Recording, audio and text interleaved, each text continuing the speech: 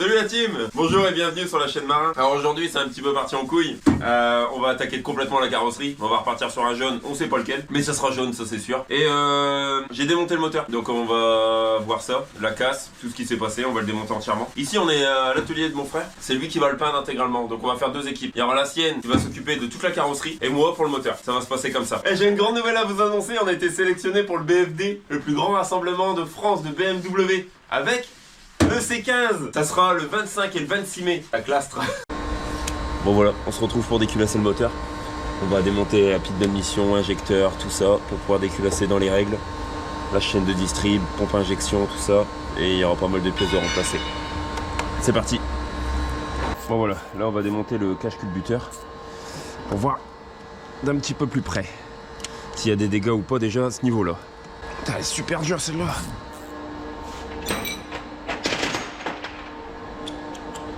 Je crois que la vis elle a cassé, celle du fond là.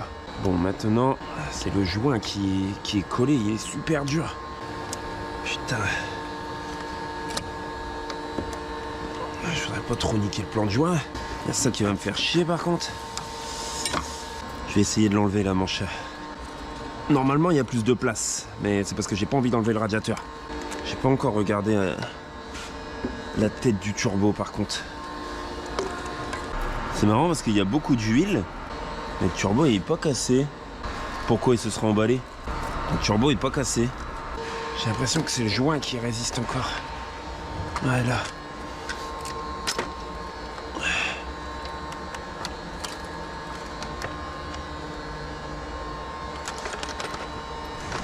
Et maintenant c'est tous ces trucs de merde là. C'est pas comme si on s'en battait les couilles en plus de ça. Hop là, ça c'est bon, ça c'est bon. Ensuite, il y a le tuyau du kata, il n'y est plus. Et je crois que ça tient avec une vis à bois, ça. Franchement, ils se sont pas cassés le cul. Et là, je vois, il y a le faisceau qui bouge aussi avec. Ah oui, effectivement. Ah putain. Il y a vraiment trop de trucs là-dessus. Bon, faut que je trouve une petite douille. Bon, ça c'est bon. Et par contre, il reste encore cette putain de fixation là, qui est pas du tout accessible. Je sais même pas c'est quoi ce câble là. C'est une masse. Et ça doit être les capteurs en plus, ok. Il y a une toute petite Torx planquée derrière. Normalement, c'est ce genre de truc. Avec une clé de 5. Il y a une vis qui a cassé dans la culasse par contre. Ah bon? Ouais, la dernière là. Ah ouais, merde. Celle du cache culbu là. Je sais pas si on la voit bien. Mais... je sais pas comment je vais faire, ouais. Je vais chauffer, mettre un extracteur. Et au pire des cas, percer et puis un insertutage.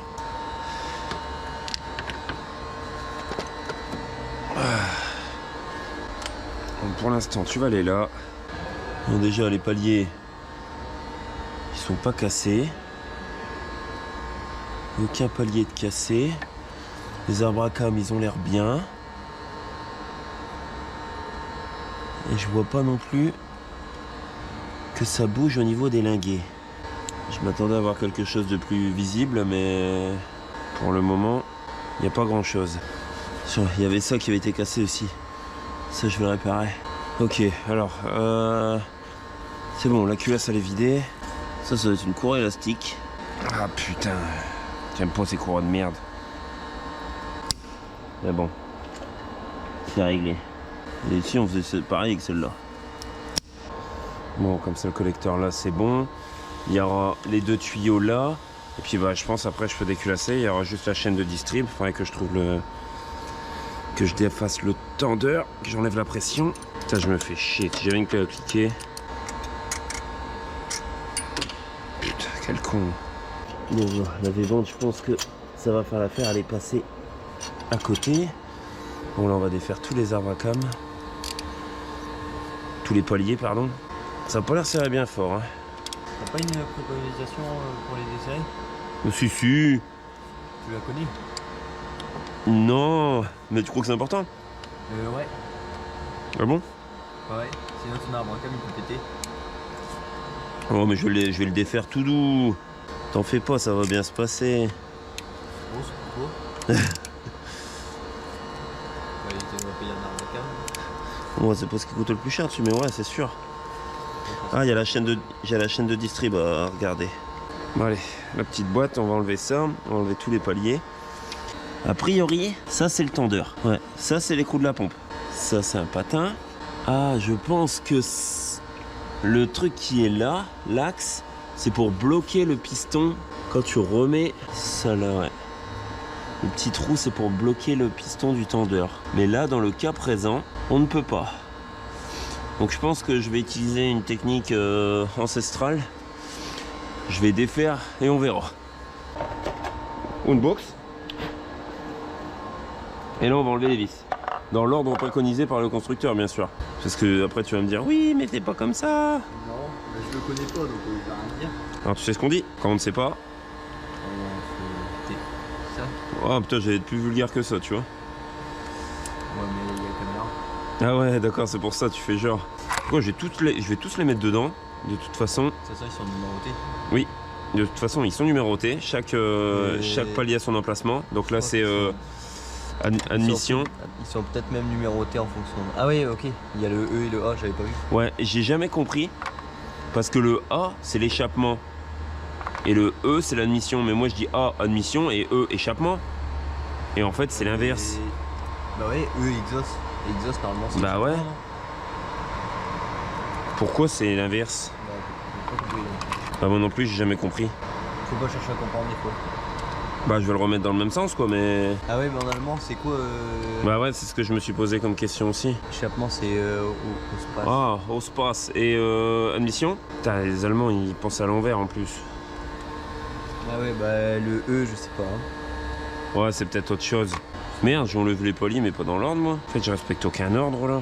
En plus, bah ouais, j'aurais pu repérer admission-échappement, mais non, j'ai fait de la merde. J'ai tout mis dans la même boîte. Après, il faudra une autre boîte pour tous les paliers. Tous les linguets. Allez hop, c'est parti. Tac, tac. Il y a un ordre à respecter, ouais. Ouais, je vais les débloquer comme ça. Et après, tu vas À la dynamo. Dans les règles de l'art, bien sûr. Allez, maintenant c'est parti.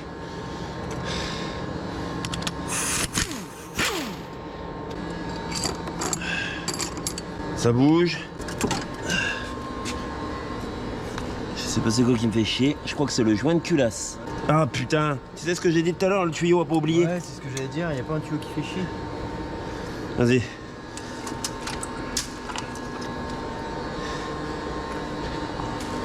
Allez, on retourne.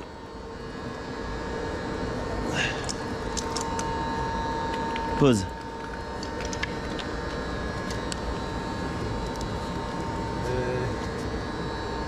C'est pas grave. Il y a plus de l'huile, hein. C'est pas grave.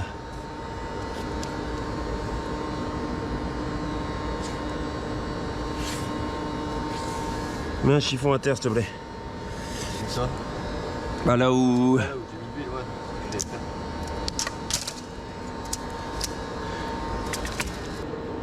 Étonnamment, je vois rien d'anormal.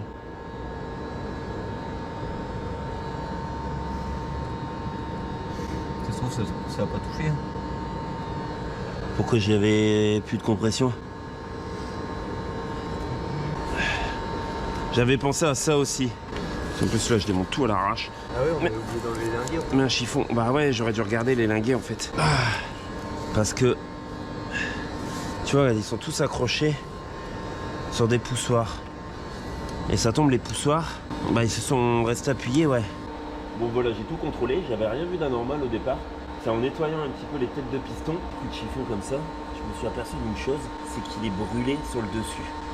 Celui-là, un petit peu le cylindre 1, ils sont brûlés comme ça sur le dessus et on arrive à voir les segments à travers. Ce piston-là il est mort, celui-là il est mort et j'ai des traces de choc dans cette cylindrée.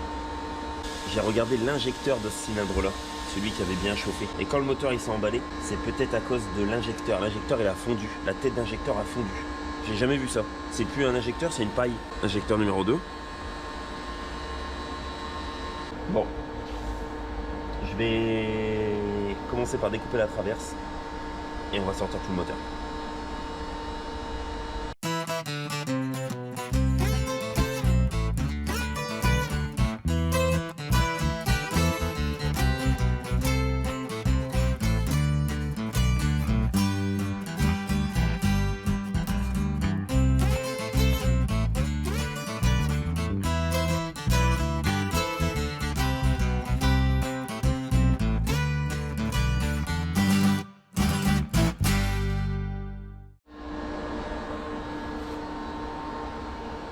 Bon voilà, le moteur est sorti. Ce qu'on va faire, c'est qu'on va enlever toutes les tôles d'insonorisation, les plaques d'insonorisation, tout ça, ça va dégager. Je remettrai peut-être ça pour éviter qu'il y ait le feu dans le C15. Ce qu'on a remarqué, c'est que les supports moteurs ils sont explosés, sûrement dû à l'accident, mais je m'en étais même pas rendu compte à la conduite. Puis un gros nettoyage de l'ensemble, quoi. Ça va surtout être ça. Et puis ensuite, je le ramène chez mon frère pour faire la peinture. Donc il va être remonté sur les dépanneuses tel quel. Il va partir en carrosserie, mais vous allez suivre ça. Et moi, je m'occupe ici du moteur. Bon, du coup, vous avez vu ce que Jérémy a fait sur le moteur. Nous, on a attaqué ponçage pour la carrosserie. Donc Julien, lui, il a commencé à faire les ailes au mastic parce que voilà, c'est de l'autre côté, c'est pas fameux. Du coup, tout est poncé là. On a enlevé toutes les vitres, portières, etc. Là, on va attaquer le mastic autour de la baie de pare-brise. Ici, on a eu une galère de rouille, donc on va devoir ressouder des bouts de tôle un peu partout. Pareil là ici on va remettre du mastic. De l'autre côté on va devoir faire pareil. Donc là on va devoir faire un bon boulot parce qu'ici c'est tout cabossé, je sais pas si vous allez voir. L'arrondi il est carrément plus là. Du coup on va devoir tout refaire.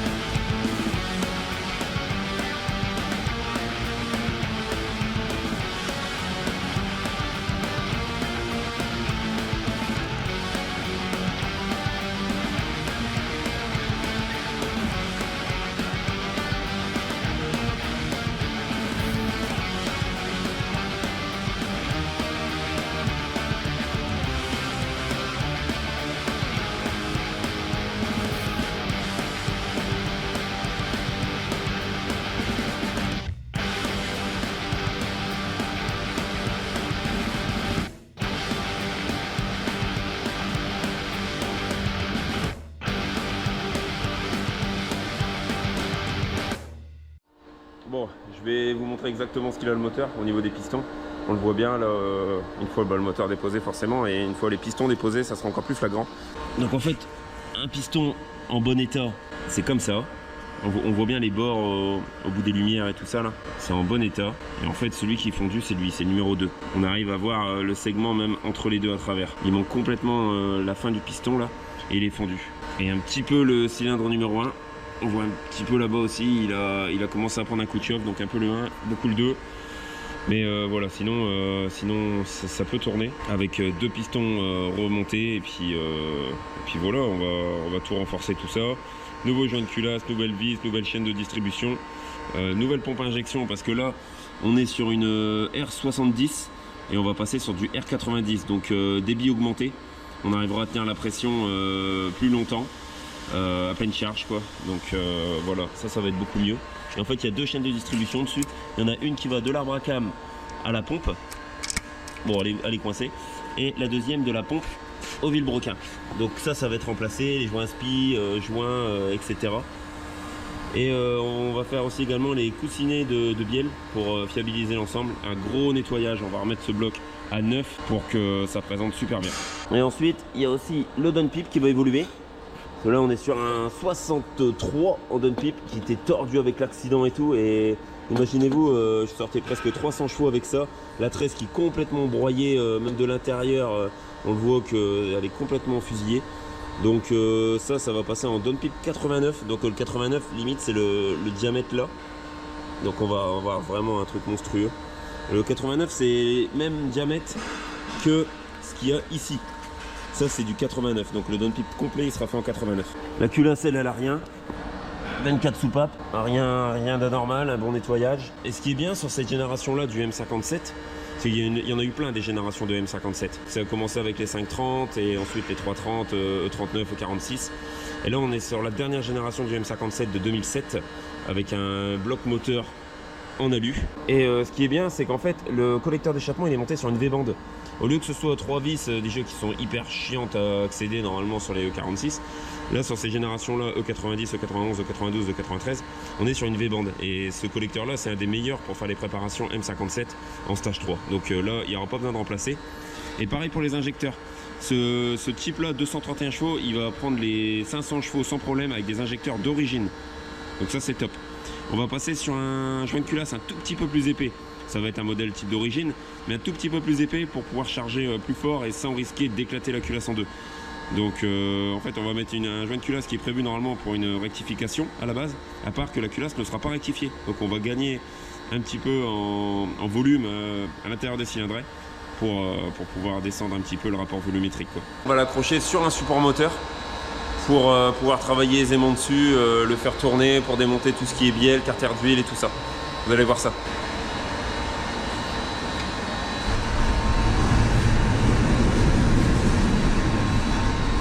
Je suis quand même curieux de voir l'état des pistons. Comment le moteur il a claqué en plus.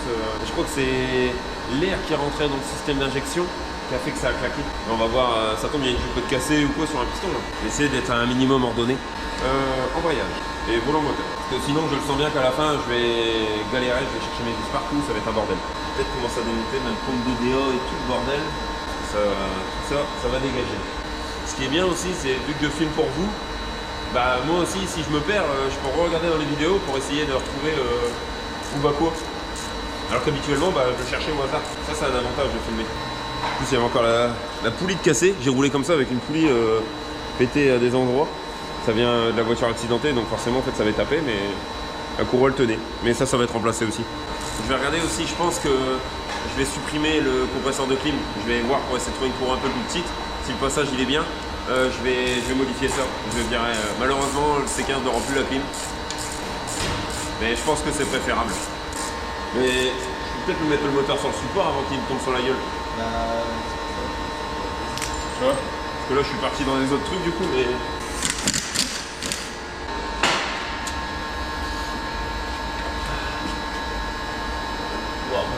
Il est un petit peu bleui, ouais, le volant moteur. Ouais, il y a des petits points de chauffe quand même. Pas terrible ça. Ouais, t'as vu? C'était déjà un performance modifiée. Je sais pas ce que ça veut dire. Performance modifiée. Mais je crois que ceux-là, c'est les stages. Ils les vendent, c'est les saches renforcés. Bon, on va voir ce qu'on fait. Mais en tout cas, il a pris cher et je suis pas sûr qu'il va résister à un stage 3. En vrai, le volant moteur, il est pas mort. Il a pas de jeu, rien. Là, c'est un limace. Ça, je sais pas s'il est d'origine ou pas. Il a pas l'air dégueu, mais bon, il est bien bleui quand même. Il a déjà pris cher. Il est encore d'origine. Bon, ça maintenant. Je vais déplacer un peu la caméra. On va sortir le piston numéro 2 tout de suite. Comme ça, on va voir les dégâts les plus graves, je pense. Bon, allez, on va savoir tout de suite le verdict. Tu rattrapes un peu le piston? Déjà, le vilebrequin, il est pas dégueulasse. Le coussinet du bas, il est nickel aussi. On va voir celui qui est côté bielle. Quand le gazole, il a brûlé, à mon avis, ça a créé une cote juste autour de la cylindrée de l'autre côté. Et on n'arrive pas à sortir le piston du coup. Une cote de calamine. Je les ai pas sur les autres cylindrées, il n'y a que sur celle-ci. Je pense que c'est quand l'injecteur il a fondu, le gazole il a brûlé dedans et ça crée de la calamine. Là ici, juste à ce niveau-là, il y a du dépôt. Ça a l'air super dur.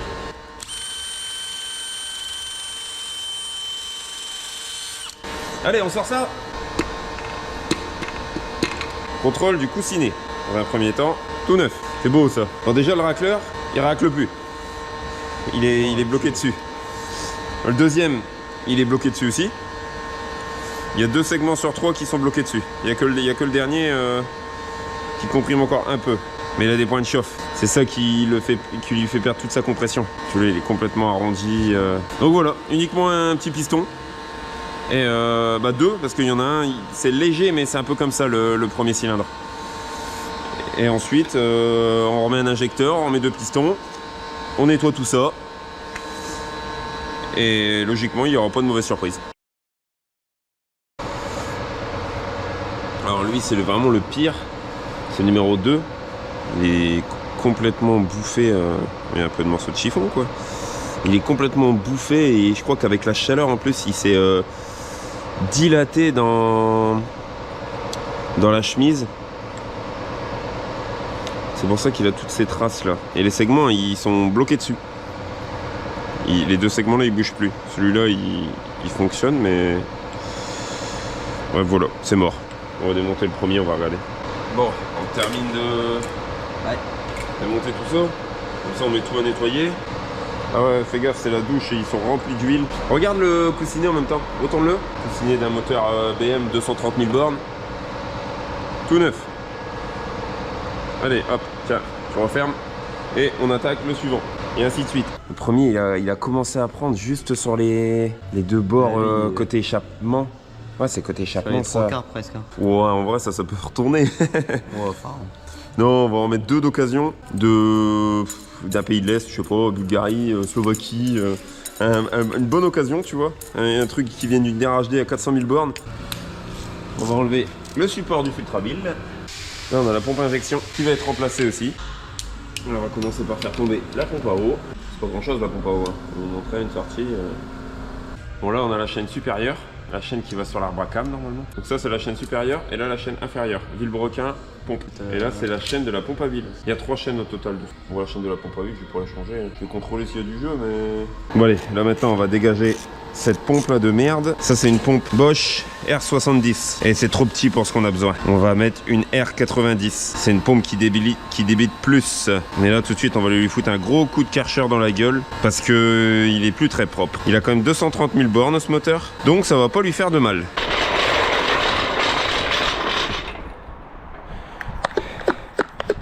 On va faire un premier dégrossissement. Bon, on va pas y aller de main morte, hein, ça va être Karcher direct. Hein. Hop là. 90 degrés. Allez.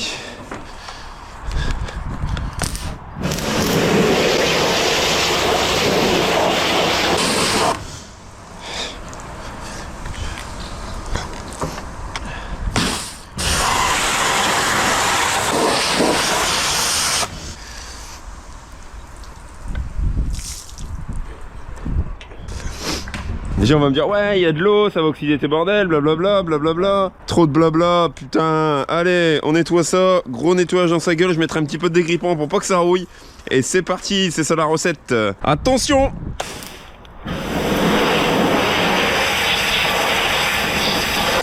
T'es pas allé me chercher le carter d'huile, on va lui foutre direct un coup de Karcher dans la gueule aussi. Bah ouais, voilà, tu vois.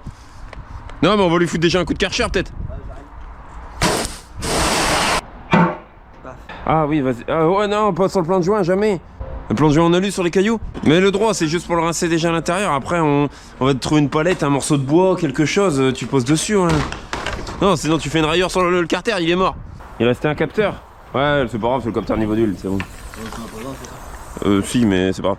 Quand t'as une grosse fuite d'huile et que t'es en train de tourner son circuit, au moins t'as le voyant direct qui dit t'as plus d'huile, tu t'arrêtes le moteur avant de le casser.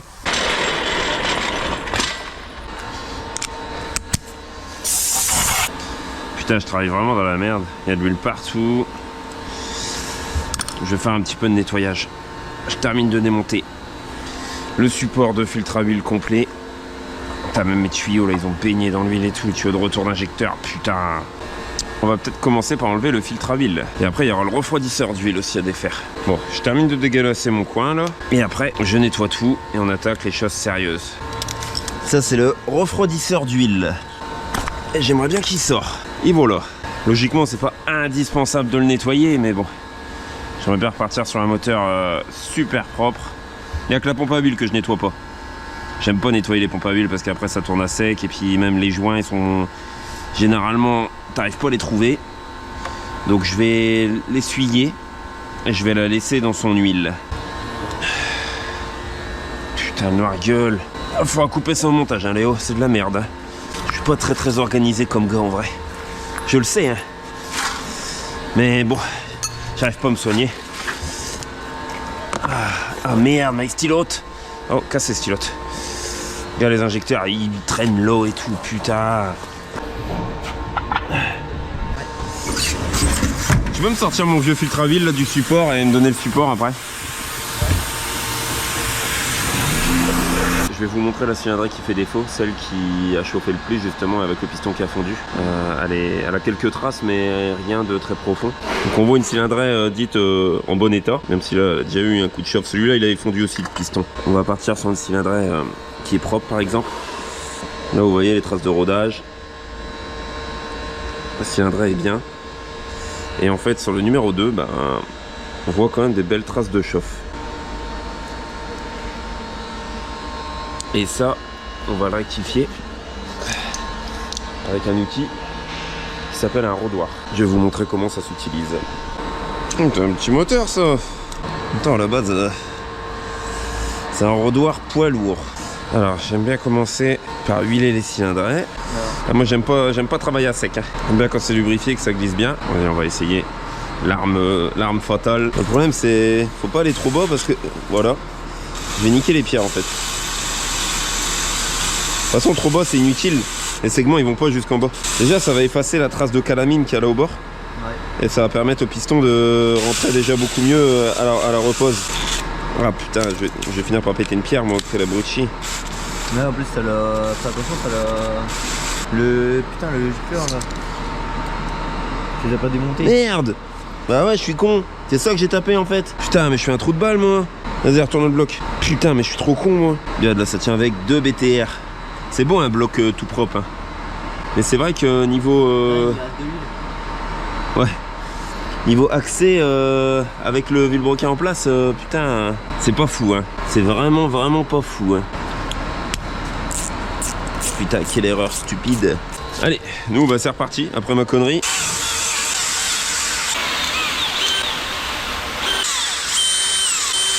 Là on est arrivé, le bloc est prêt. Le bloc était passé au rodoir, donc maintenant il n'y a plus qu'à. Il est propre, il est prêt à être remonté. La culasse, j'ai bien avancé sur la culasse, démontage des soupapes, démontage des joints de queue de soupape et également nettoyage du plan de joint. Donc ça, il va rester à roder toutes les soupapes. Et ensuite, j'ai bien avancé sur le nettoyage des pièces, carter d'huile, cache-cube d'huile, tout. Il était modifié un peu le cache-cube d'huile, je vous montrerai ça.